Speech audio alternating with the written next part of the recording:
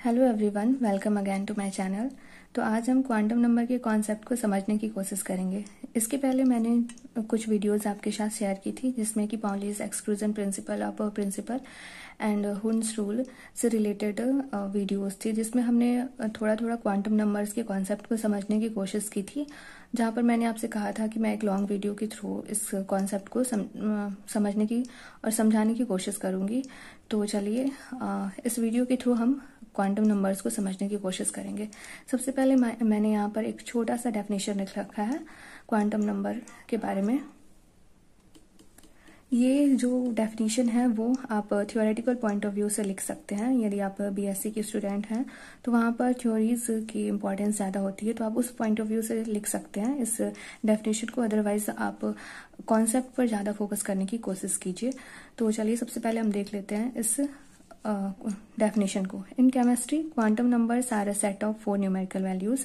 Chemistry में जो quantum numbers होते हैं वो 4 set of values, numerical values होते हैं।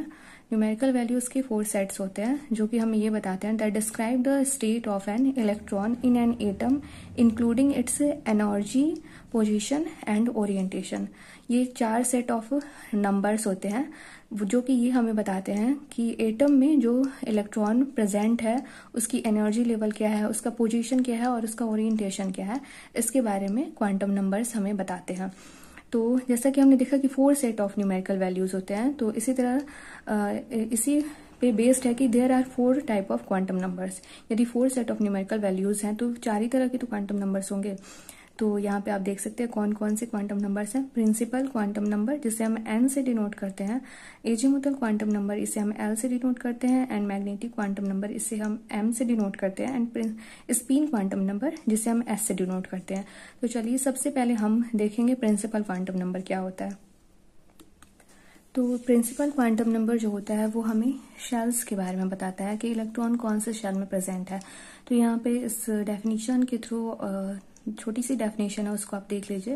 सबसे पहले हम ये देखते हैं कि इसे हम किससे डिनोट करते हैं। पहले भी मैंने बताया था कि प्रिंसिपल क्वांटम नंबर जो होता है उसे हम स्मॉल एन से डिनोट करते हैं, एंड इसकी डेफिनेशन है कि this number describes the energy level or shell around the nucleus. जैसे मैंने बताया कि जो प्रिंसिपल क्वांटम नंबर होता है वो शेल के बारे में बताता है, तो वैसे ही इस डेफिनेशन में भी यही है कि जो प्रिंसिपल क्वांटम नंबर होता है वो हमें शेल्स के बारे में बताता है, और जो शेल्स होते हैं वो मेन एनर्जी लेवल को बताते हैं। तो सिंपल सा बस आप ये समझिए कि जो प्रिंसिपल क्वांटम नंबर होता है वो हमें बताता है कि इलेक्ट्रॉन कौन से शेल में प्रेजेंट है। That's it. इससे ज्यादा आपको ज्यादा इधर उधर सोचने की जरूरत नहीं है, बस इतना आप समझिए कि प्रिंसिपल क्वांटम नंबर जो है वो कौन से शेल में प्रेजेंट है। तो सबसे पहले हम देखते हैं कि इसे हम एन से डिनोट करते हैं। तो यदि एन की वैल्यू 1 दी रहेगी तो जो इलेक्ट्रॉन्स होंगे वो कौन से शेल में प्रेजेंट होंगे, के शेल में। यदि एन की वैल्यू 2 रहेगी तो इलेक्ट्रॉन्स जो है वो एल शेल में प्रेजेंट होंगे, और यदि एन की वैल्यू 3 रहेगी तो जो इलेक्ट्रॉन्स होंगे वो एम शेल में प्रेजेंट होंगे। यदि एन की वैल्यू 4 होगी तो इलेक्ट्रॉन्स एन शेल में प्रेजेंट होंगे। और एक यहाँ पे छोटा सा नोट है जिसे आप नोट कर सकते हैं, एन कैन नेवर बी 0। यहाँ पे आपको कहीं पे भी एन की वैल्यू 0 दिख रही है तो यदि कहीं पर भी दिया हो कि n is equal to 0 is true और फॉल्स, तो n कैन नेवर बी 0, तो वो फॉल्स ही होगा। n जो होता है वो कभी 0 नहीं हो सकता है। तो ये था प्रिंसिपल क्वांटम नंबर का कॉन्सेप्ट। अब इसके बाद क्या आता है, एजीमुथल क्वांटम नंबर, उसको हम समझ लेते हैं। तो जैसा कि हमने देखा कि प्रिंसिपल क्वांटम नंबर जो होता है वो हमें शेल्स के बारे में बताता है। तो शेल के अंदर क्या प्रेजेंट रहता है, सब सेल्स प्रेजेंट रहेंगे, और यदि शेल्स जो है वो मेन एनर्जी लेवल को बताएंगे तो सब शेल्स कौन से एनर्जी लेवल को बताएंगे, सब एनर्जी लेवल को बताएंगे। जैसे कि यदि आपको कोई पार्सल भेजना है तो आप सबसे पहले उस कंट्री, देन उस कौन से स्टेट में जाएगा, और स्टेट के कौन से डिस्ट्रिक्ट में जाएगा, फिर कौन से सिटी में जाएगा, फिर कौन से कॉलोनी में जाएगा, और कौन से बिल्डिंग नंबर या फिर फ्लैट नंबर, मकान नंबर किस में जाएगा और किस पर्सन को दिया जाएगा।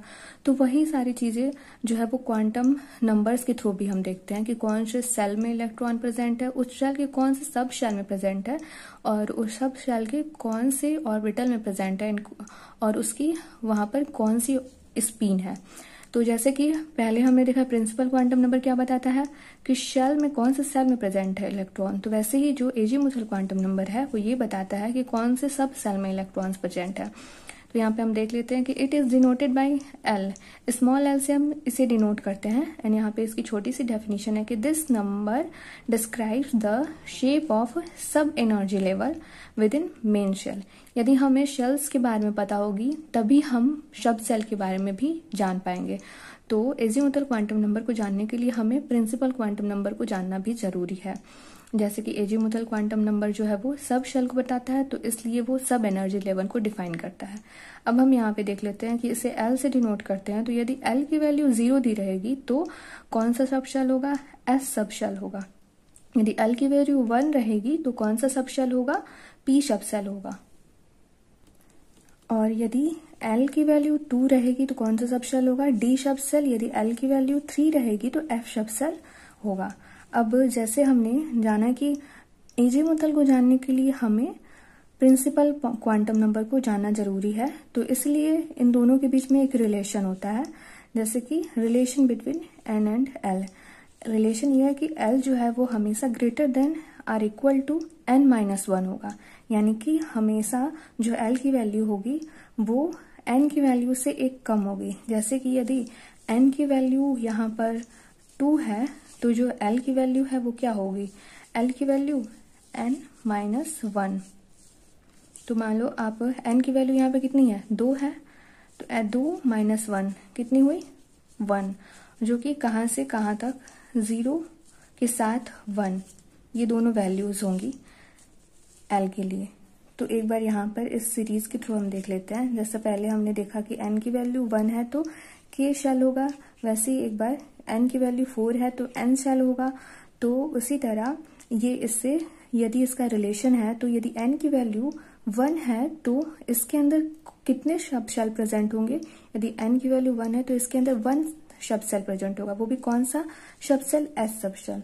यदि n की वैल्यू 2 है जो कि L शेल को प्रेजेंट करता है तो इसके अंदर कितने सब शेल प्रेजेंट होंगे? 2 सब शेल, जो कि 2s एंड 2p है। यदि n की वैल्यू 3 है तो m सब शेल को ये प्रेजेंट करता है, m शेल को प्रेजेंट करता है, यानी इसके अंदर कितने सब शेल होंगे? 3 सब शेल होंगे, जो कि 3s 3p एंड 3d होंगे। और यदि n की वैल्यू 4 दी है तो ये किस शेल को प्रेजेंट करता है? n शेल को प्रेजेंट करता है।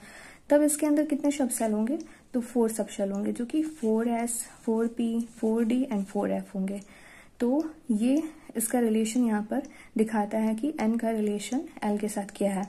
अब जैसे यहाँ पे हमने इस रिलेशन को देखा कि l is greater than or equal to n-1, तो उसी को यहाँ पे फाइंड आउट करके यहाँ पे लिखा गया है कि यदि n की वैल्यू 1 होगी तो l की वैल्यू 0 होगी, यदि n की वैल्यू 2 होगी तो l की वैल्यू 0 और 1 होगी, यदि n की वैल्यू 3 है तो l की वैल्यू 0 1 एंड 2 होगी, यदि n की वैल्यू 4 है तो l की वैल्यू 0 1 2 एंड 3 होगी। तो ये था एजीमुथल क्वांटम नंबर, जो कि हमें सब सेल्स के बारे में बताता है। तो इसके बाद हम देखते हैं मैग्नेटिक क्वांटम नंबर। तो अब हम देखते हैं magnetic quantum number. Magnetic quantum number को हम m या ml से डिनोट करते हैं। तो प्रिंसिपल क्वांटम नंबर क्या बताता था? हमें शेल बताता था। एजीमुथल हमें क्या बताता था? सब सेल। अब सब सेल के बाद क्या आता है? ऑर्बिटल। तो जो हमें मैग्नेटिक क्वांटम नंबर है वो हमें क्या बताएगा? ऑर्बिटल्स के बारे में बताएगा कि जो इलेक्ट्रॉन है वो कौन से ऑर्बिटल में प्रेजेंट है। तो वही यहाँ पे दिया है कि this quantum number describes the orbital with in सब सेल। यदि हमें सब सेल के बारे में पता होगा तभी तो हम ऑर्बिटल को बता सकेंगे, क्योंकि हर एक सब सेल के अलग अलग ऑर्बिटल्स होते हैं।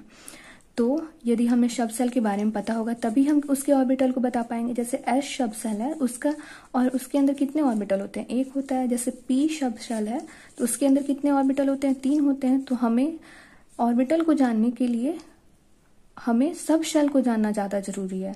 तो मैग्नेटिक क्वांटम नंबर को पढ़ने से पहले हमें एजीमुथल क्वांटम नंबर का कॉन्सेप्ट क्लियर करना जरूरी है। तो चलिए, इसीलिए इसके बारे में एक रिलेशन है, जो कि relation between l and m, जिसका रिलेशन यानी मैग्नेटिक क्वांटम नंबर का रिलेशन किसके साथ है? एजीमुथल क्वांटम नंबर के साथ दिया गया है। तो यहाँ पर है कि यदि एम की जो वैल्यू है वो हमेशा -l और +l की जितनी होगी, यानी कि m की वैल्यू हमेशा -l से लेकर के +l तक होगी। यानी यदि l = 1 दिया है कहीं पे तो m की वैल्यू कहाँ से कहाँ तक होगी? माइनस एल से लेके प्लस एल तक, तो एल की वैल्यू क्या है, -1 है, और कहाँ तक, प्लस एल, तो एल की वैल्यू यहाँ पे +1 है, तो ये कहाँ से कहाँ तक, -l, यानी कि इसकी वैल्यू को हम माइनस में लेंगे फिर प्लस में भी लेंगे, तो माइनस से लेके प्लस तक आने में क्या क्या आएगा, -1, 0 एंड +1। तो ये इतनी वैल्यूज इसकी होंगी, जिसमें कि एग्जैक्ट वैल्यू निकालने के लिए हमें ऑर्बिटल को फिल करना होगा इलेक्ट्रॉन से, तो वो हम एग्जाम्पल जब सॉल्व करेंगे तो उसमें हम देखेंगे।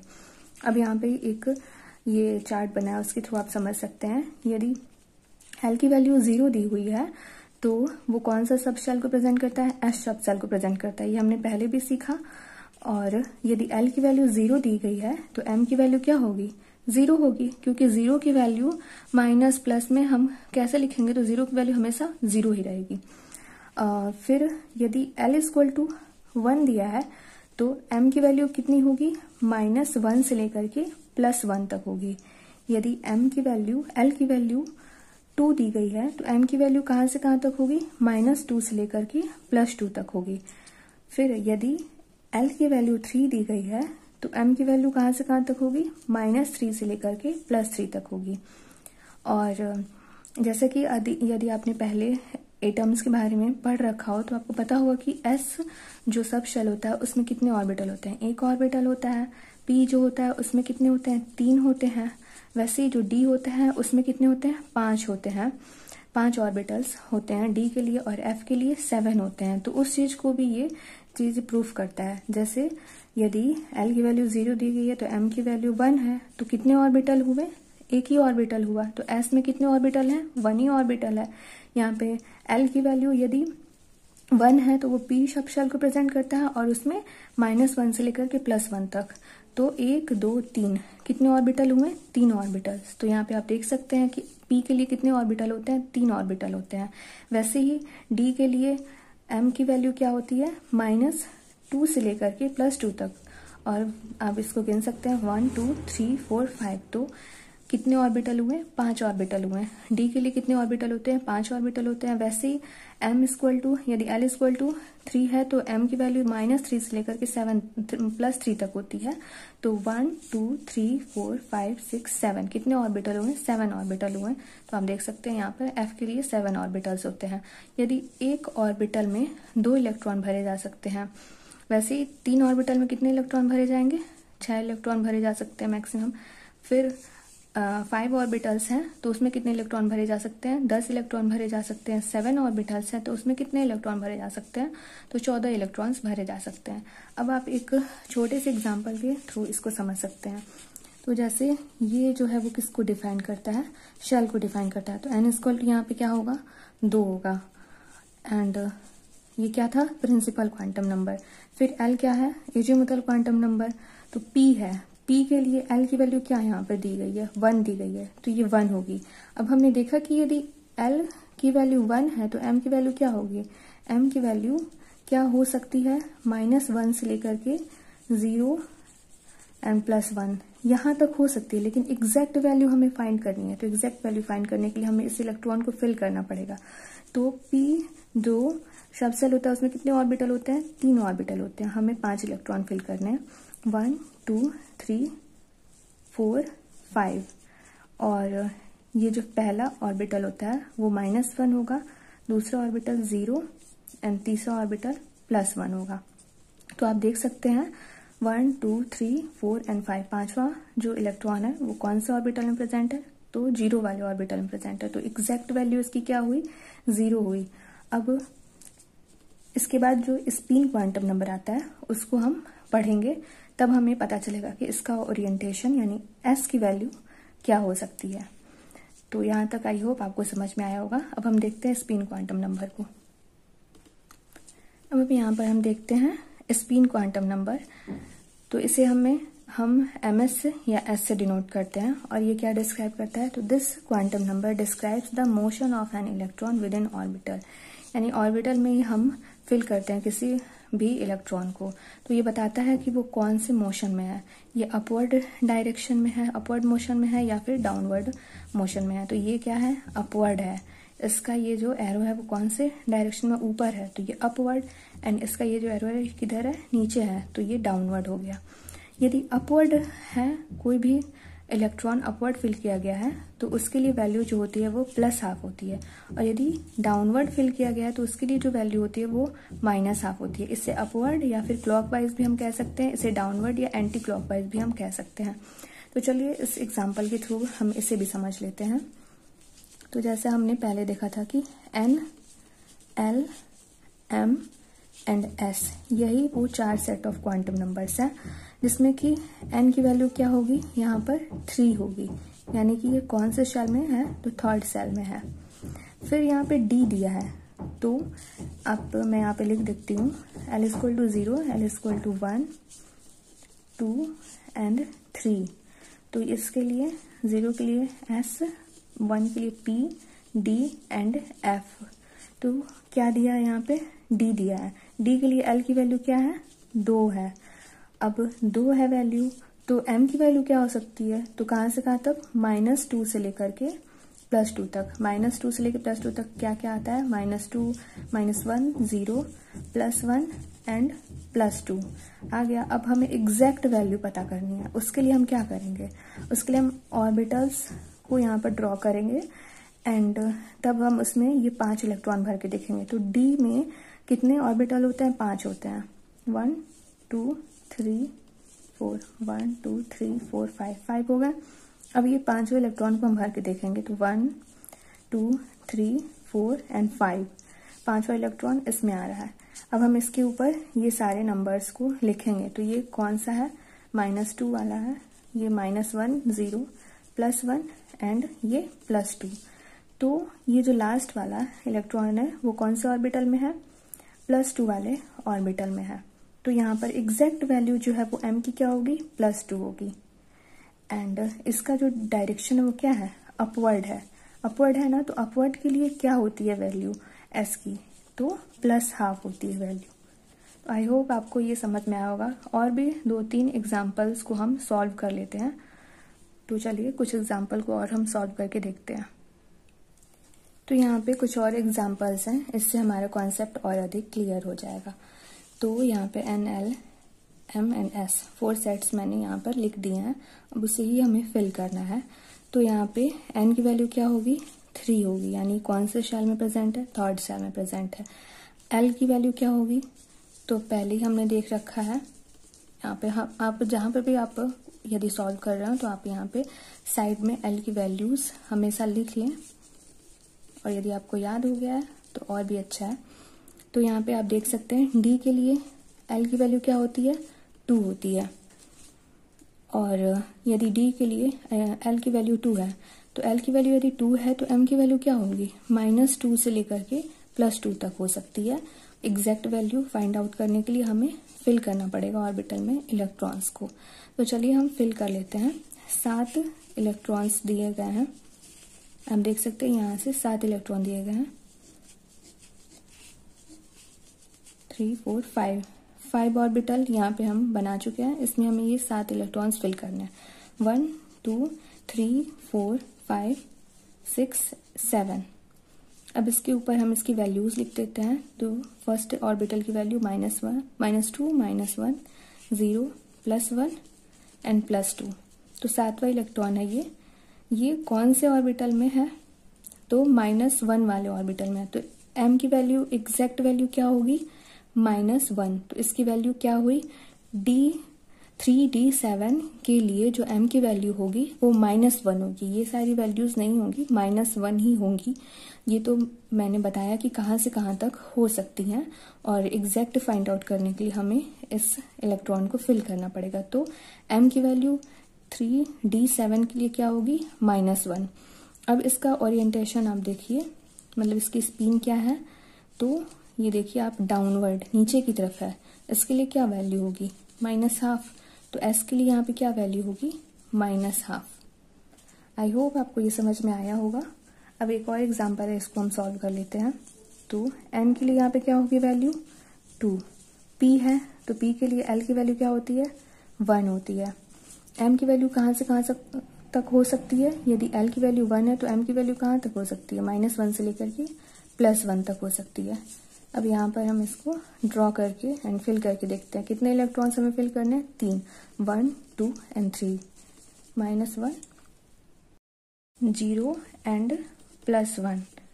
तो कौन से थर्ड वाला जो इलेक्ट्रॉन था इसी का हमें क्वांटम नंबर फाइंड आउट करना है। तो थर्ड इलेक्ट्रॉन इसमें फिल हो रहा है। अब इसके लिए जो m की वैल्यू क्या है वो +1 है। तो यहाँ पर m की वैल्यू क्या होगी, +1 होगी। यानी ये कौन से ऑर्बिटल में प्रेजेंट है, तो +1 वाले ऑर्बिटल में प्रेजेंट है। +1 ऑर्बिटल का मतलब p के लिए +1 का मतलब क्या होता है, p देखिए -1 के लिए क्या होता है px, 0 के लिए क्या होता है py एंड +1 के लिए क्या होता है pz, xyz, यही वैल्यूज होती हैं। तो यहाँ पर 3 इलेक्ट्रॉन्स फिल करने हैं। तो थर्ड इलेक्ट्रॉन के लिए जो वैल्यू है वो क्या है, +1 है, और जो यानी कि ये pz वाले ऑर्बिटल में प्रेजेंट है। तो हमें एग्जैक्ट ऑर्बिटल का पता चल गया।